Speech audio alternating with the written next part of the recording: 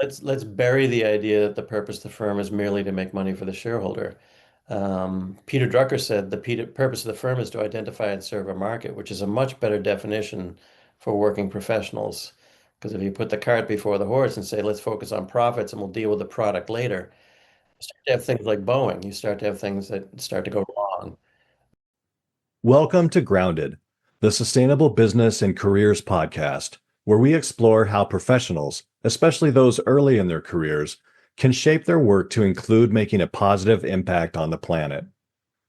I'm Michael Jordan, a professor of management and sustainable business at the University of Oregon's Lundquist College of Business.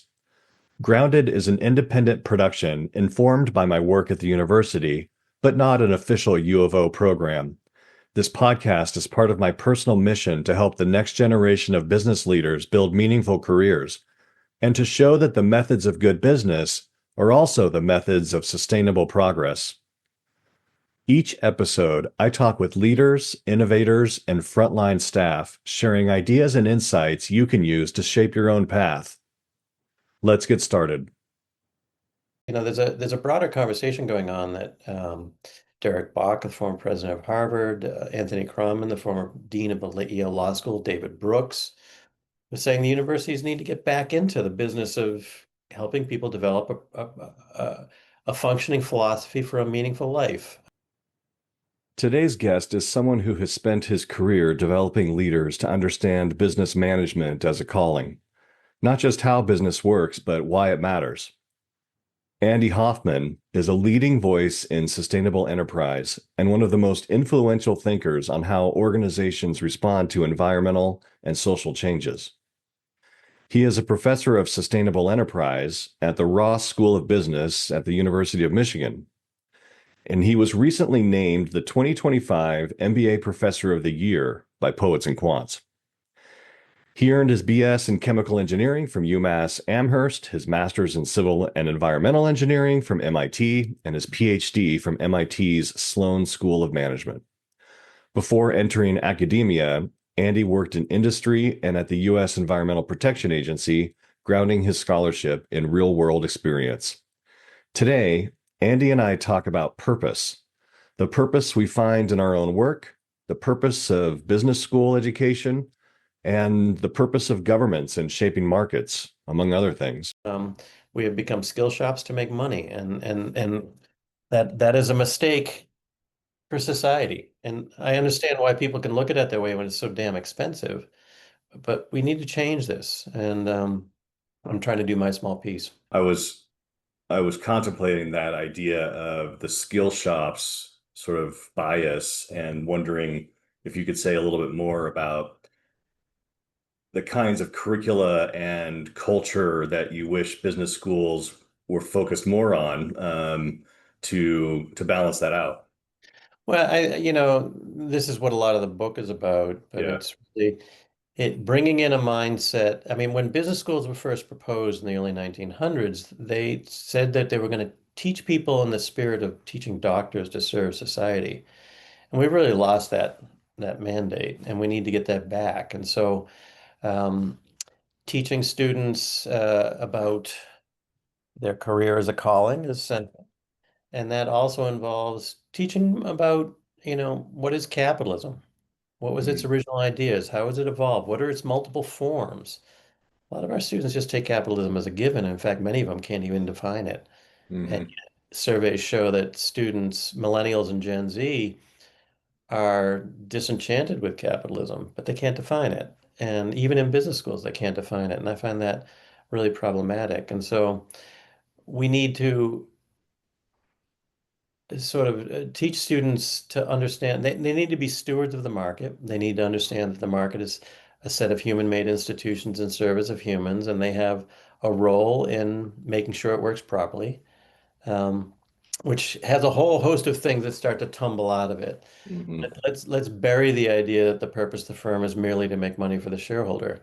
Peter Drucker said purpose of the firm is to identify and serve a market, which is a much better definition for working professionals. Because if you put the cart before the horse and say, let's focus on profits and we'll deal with the product later, you start to have things like Boeing. You start to have things that start to go Mm-hmm. wrong. Um, So rethink the purpose of the firm. Have a serious conversation of the role of government in the market and the role of business and policy making. So few business schools have a course on lobbying, and I think we need to teach students not just lobbying, but also lobbying for the collective good. What does that look like?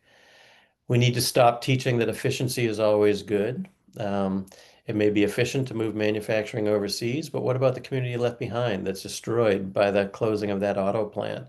That doesn't show up in our analysis, and that's a Mm, gaping hole. And in fact, that's, to my mind, that's what a lot of the MAGA vote is saying. Wait a minute, this economy doesn't serve average people; it's serving wealthy people. And in some cases, they're right, and we're teaching that.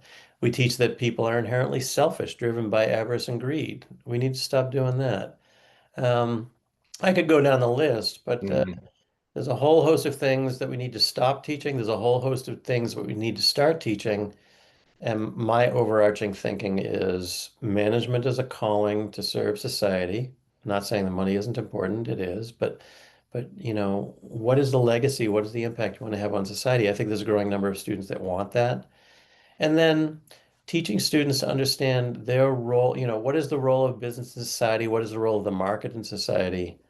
These are the kind of questions we should be asking. And what is the variant of capitalism that's going to follow the variant of shareholder capitalism, which we've had since the 70s? There's an interesting question that we should be analyzing both in our research and in our classrooms. mm. Yeah, the sort of makes me think then we're if the world is measurement driven then, and I remember I think probably my first series conference a bazillion years ago, I was in a breakout group on new metrics and what do we do about GDP? What's a better way to measure, right? And this comes up pretty regularly. Do you have then a maybe maybe GDP isn't wrong. It just maybe has a maximum spec limit. Well, I mean, the economist Kuznets, who developed GDP in the 30s, said, do not use this as a singular metric of national economic health because it only measures the movement of money. It doesn't measure whether that movement is good or bad.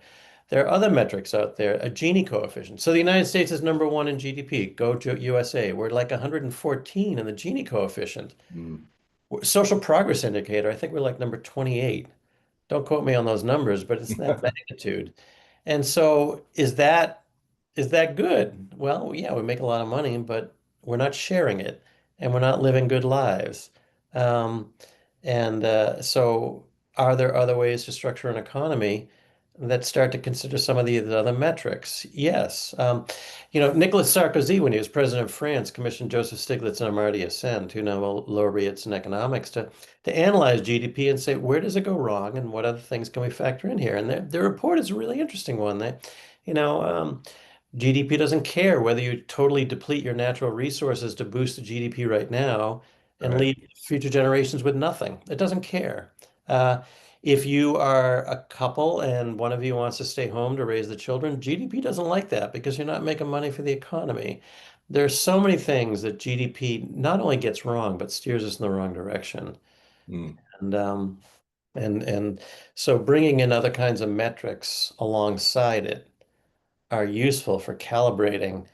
Yes, we may be having high productivity, but what's the GDP per capita? What's the Gini coefficient? What's the social progress indicator? Human development index? There's all kinds of metrics out there to say, this is a better view of what a healthy economy looks like. I guess then the challenge becomes tracing those macro level metrics to the firm level, right? And because GDP, for all its faults, still has this alignment of revenue and all the rest of it at the firm Yeah. level that seems like they're reconciled, but the we have to flow those macro units of measurement down to the firm level so that the incentives align at those organizations, right? Yeah, but if you are only focusing on, say, quarterly returns, which will definitely translate into a boost in GDP, um, then R&D. That's actually Mm. not a wise investment because the outcome is uncertain and it's down in the future. Uh, Workforce development, you know. I like to point out to students that women are paid 85 cents on the dollar of men. If you're only focusing on profits in the business case, you'll never fix that because guess what? That 15% costs some money. You're going to do it because it's the right thing to do because you just don't exploit people. Um, and I get frustrated when people trying to make the argument for moral decisions on economic grounds. Well, equalize that pay because you'll have a broader diversity in the workforce and new viewpoints and you'll make more money. Well, what if you don't? Does that mean you stop it? I mean, once you put it on those terms, you boil complex issues down into single numbers, and we teach students that crunch the numbers, boil this huge complex thing down into one number. Mm, And when you do that, you by definition simplify, and in many cases, just exclude important information because one number really works. I mean, a great example is our rankings. I mean, mm. oh, school X is number one, school Y is number two. Seriously, that kind of fine-grained granulation is ridiculous. It's like that one school is so much better than the other. It's that, there are different ways to teach business. There are different ways to teach management. And again, boiling it down to a single number says there's one metric, one target, and we're going to rate people all on that scale, which is nonsense. Yeah. There was an interesting article that came out, I think it was in the Atlantic, pointing out, do the top tier universities need to stay the top tier? And they looked at students starting to say, well, you know what? I could go to Harvard. I'm going to come out with a heck of a lot of debt. The job market isn't that great, so I'm not sure I'm going to get a job afterwards. I'm going to be surrounded by a bunch of type A's with sharp elbows. They're going to try and push me out of the way. I'm going to try and get into classes where the waiting list may have 100 students on that list. I will probably not get any personal time with the professor because they're focused on their research with their doctoral students. Or I can go to, I hate to use the term lower tier because that defies what I'm trying to say. I can go to a Yeah. different school. I can go to a different school where I like the classmates around me. They don't have sharp elbows. They want to work together. I will get some time with the professor. I can get into the classes I want. I won't have as much debt, and the job market is just the same. And Hmm. I think people are starting to question that model that the epitome is the Ivy League and everything else is second class. We have to drive a stake into that idea and kill it. Yeah.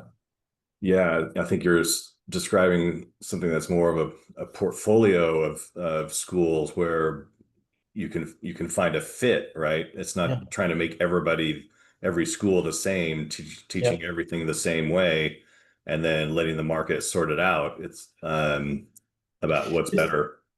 this is what Michael Crow, the president of Arizona State, is trying to do. He's really built a behemoth there. He's really turned that school into something very, very interesting. And he rails against the rankings. He says that means everyone wants to be Harvard. Everyone Yeah. should be Harvard.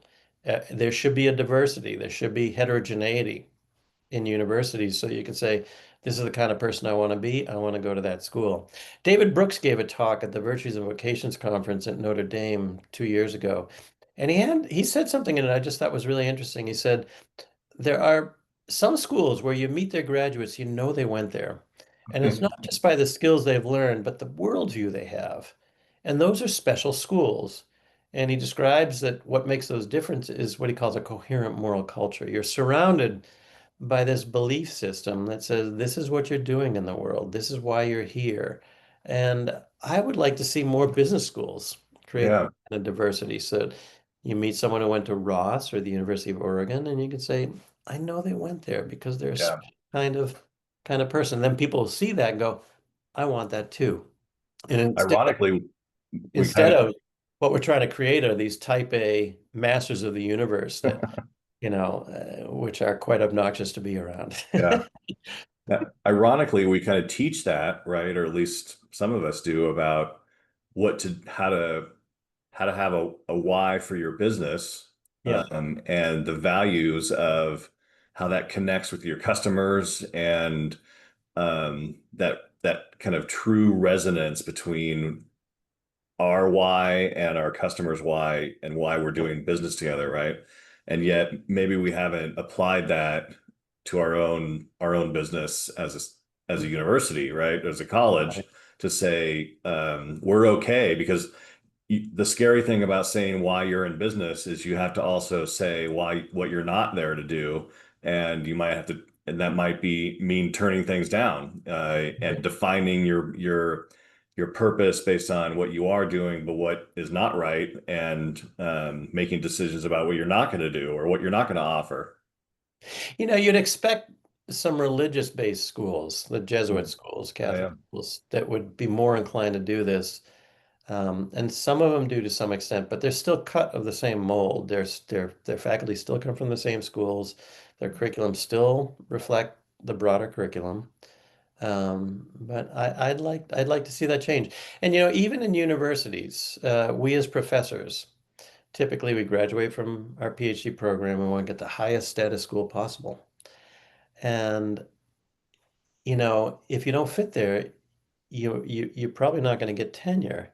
And if you don't get tenure, it may not be a statement about who you are or what you're doing. It just may be a statement that you just don't fit with this school and you would have thrived better someplace else. Hmm. And I think that's an important message to young faculty. Try and go to be Harvard. There's a certain contract that comes with that decision. Is that who you are?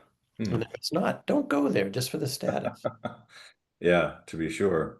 Do you think going back to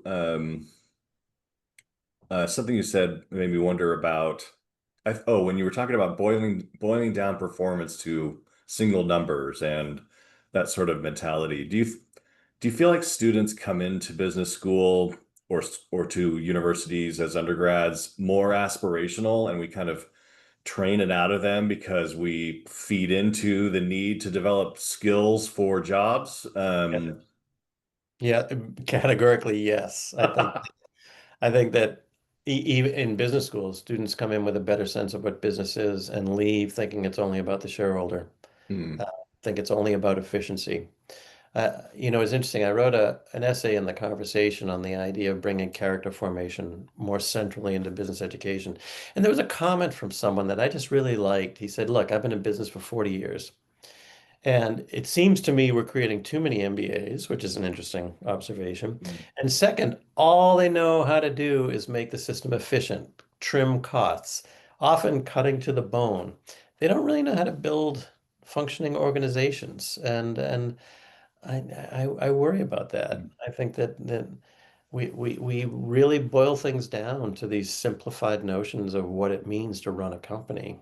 And Hmm. you know, It, we need it's to change. almost like, I mean, you can go out into the business world and find organizations, companies that do very well and that they're doing good things, and the leadership and people around you have that aspirational commitment to social good and even environmental causes. You can, but it seems like that's almost accidental, right? Hmm. I Well, I mean, some companies, I hate to put it on terms of social good or things like do-gooderism. Okay. Mhm. I actually think that these can be much more effective organizations. If you enjoy working at your company, if you feel like you're valued, if you feel like you are connected to the customer, you'll have much more satisfaction and you'll do better work and your life will be more meaningful. I don't want to put it on terms of expedience towards greater profits, but I also don't want to put it in terms that it's some kind of outlier of do-gooderism. This is what it means to be in business. You know, That's sort of what I mean, and maybe just not talking about it from the right perspective, but what I mean is we act like those things are almost accidental, where right. you're working with colleagues you respect, you're working with people that you appreciate, and that they have interests, you have interests, and there's that human aspect that can be very much alive and part of the culture. And we sort of think of it as, oh, that kind of accidentally happens, as Yeah. opposed to understanding that it's should be more deliberate and purposeful, that's what we're really here for. Right. We But pretend that business is about something else. it brings in ideas like if you start a company and you have employees, that's it. That you have an awesome responsibility for those employees. They are not Mhm. just expendable, you know, human resources. They are actually people that are have feelings, that have aspirations, that have families, and you bring them into your company and you don't just treat them like objects and chuck them aside when you want to. There are some companies that do that. We all know who they are.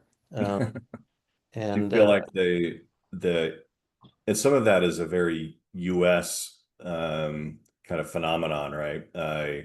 Our our markets in the US, our systems are so much more oriented toward consumers as yeah, opposed to your worker life, unlike places like Germany or France, let's say. But yeah. maybe there's just that next phase of, if I could, the next phase of business sustainability. Maybe it is doing what you're talking about with regard to the value of employees and workers at your firm. Uh, But even how some companies treat consumers. I mm, mean, how many people out there believe that a bank would gladly exploit them for money if they could? So Wells Fargo, people signing yeah, up for credit cards that didn't ask for those credit cards. right. Amazon getting sued because they're signing up people for Prime that didn't sign up for it. Mm, I think most people would agree that companies would gladly do that and take money out of your wallet without even thinking about it. And that leads to a deep cynicism that I think we should all see as disconcerting. When the CEO of United Healthcare was shot, there were a lot of people saying, good, let's get another one. mm, That should give people pause to say, what kind of a ruthless, cutthroat market environment are we creating? And the extent to which corporations have become much more influential in our society, what kind of a society we're creating in turn. mm. Does that does that imply, not to put you on the spot, but since we're here,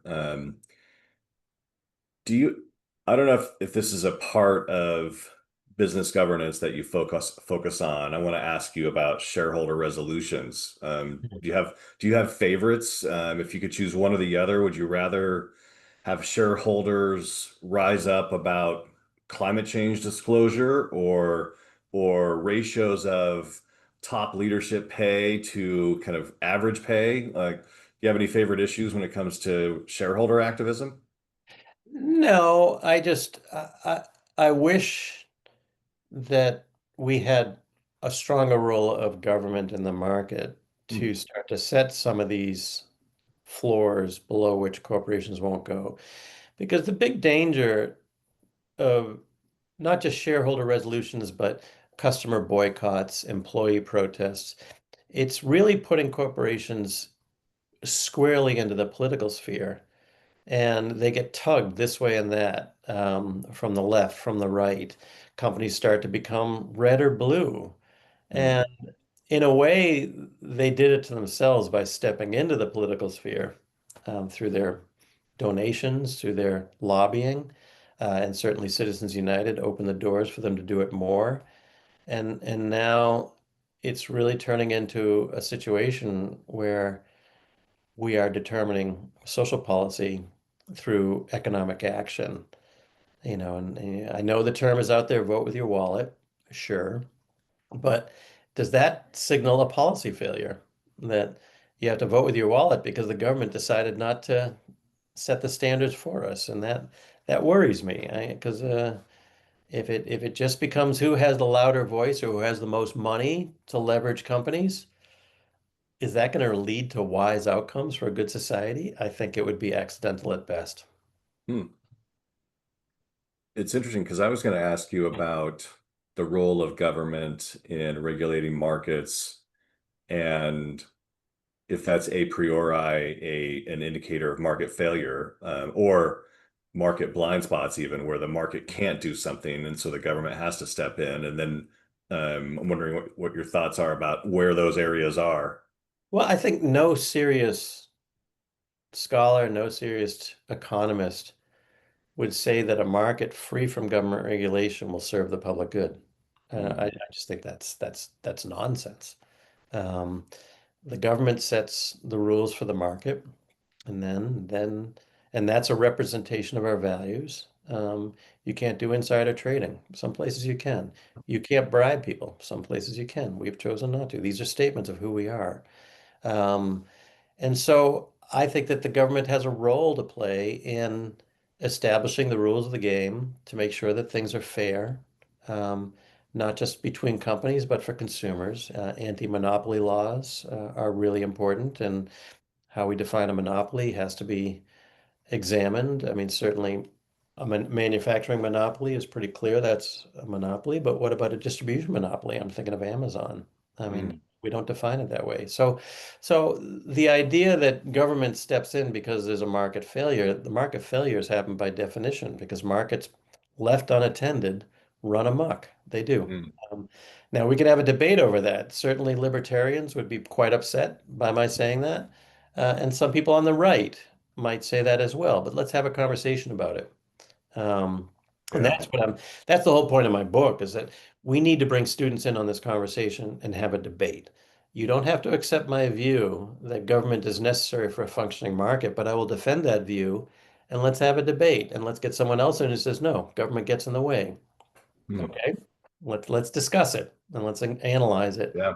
and let's come to this. Treat our students as mature individuals capable of discerning their own thoughts on specific debates, and importantly, and this is so important, and with my students, I will try and bring in viewpoints from the right and the left. Mm. And my conservative students feel like they can't speak up in class, and so I say, if you don't, I will. If you're Okay. afraid, I'll do it. And then I tell them, you are free to choose, pick and choose. On this one, I'm on the left. On this one, I'm on the right. Because in this country, we used to have something called conservative Democrats and liberal Republicans. We used to have people in the middle, and we need to bring that back. You don't have to buy the entire package of one ideology or the other. Um, and that goes across the board. We boil things down into simple binaries. It's either conservative or Yeah. liberal. It's either capitalism or socialism, really. There's a whole gray zone in there that Yeah. we have a discussion about. And so that's what we can do to start to improve education in business Mm. schools and universities writ large. Mm. Yeah, it's almost like you discover your first political issue that you want to take a stand on, then you're taught that that's right or left, and then you're sort of conditioned to feel like you have to graft onto yourself all the other things that come with that side because Right, now you're part of the team, right? And if you want to be part of our team, then you got to believe all these other things, even if you haven't come up with those opinions on your own yet. right. And we have media sources that will be glad to help you do that. Mm. The media sources have become so biased that, if there's plenty of data to show the more you watch Fox News, the less you believe in climate change. Bang, there it is. Um, And so one thing I also do in my class, I don't know if you ever seen it, but there's a media bias chart. And then I have the center, right, left, and then the vertical axis is quality news all the way down to propaganda. And it's helpful to look at a map like that to say, Mm. what are my news sources? Where am I drawing them from? Um, there's a magazine, I sometimes pick it up at the airport called The Week. Yeah. And what I like is it has no original content. It just says, here's a news story, and here's coverage it from the left and from the right. And you just read it. And it's like, Uh, okay, this is interesting, and let's have a serious conversation. Is healthcare a right? Is it an entitlement? Does it create a nanny state? I mean, let's have a conversation. Does it make people lazy? Does welfare make people lazy? And let's look at serious data about the working poor. Certainly, there are people who take advantage of it. How do we work them out of the system? But this is a raging debate in this country, and people have been forced to take sides, all or nothing, and mm. that doesn't work. That I think about, James Madison, one of the founding fathers, was so afraid of the majority stepping on the minority that these factions would just focus on their own interests. And that's where government was just supposed to step in and say, this is what's good for the overall. But too many people think that democracy is boiled down to a contest of majority rules. And when majority rules, the minority gets screwed. Hmm. I mean, it calls into question fundamental two-party system, right? And whether it really is the worst system except for all the others, or if if we've matured to a point where we need a new, what's the next model? I don't know. Yeah, I don't know if yeah that question comes up. Some people like the clarity of a two-party system. In Europe, I'm not sure what a green is anymore. So I don't know. I don't know the answer to that question. But again, this is where I think our education system can start to step in. Like, I'd like to see business schools or universities writ large demonstrate what we want in society. So the Israeli-Palestinian situation. Let's start to have teach-ins. What is going on here? What are the views from either side? What are the historical roots of this? Um, Tariffs. What do they mean? How do they Mm. work? When are they good? When are they bad? Instead, we have you choose your side, good or bad, and I will oppose anyone who challenges me on my viewpoint. That's not discussion in a democracy. And so universities need to model this. Hmm.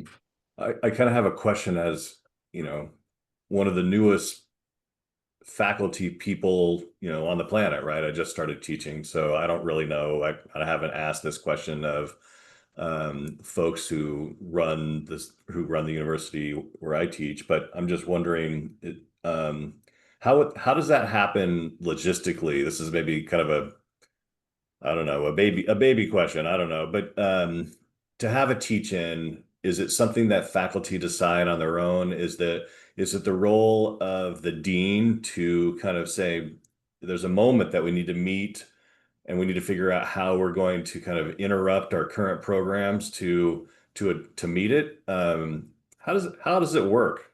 Well, it can any of the ways you suggested. I Hmm. think that it requires a culture where we recognize that we do have something to say in the moment on topical issues.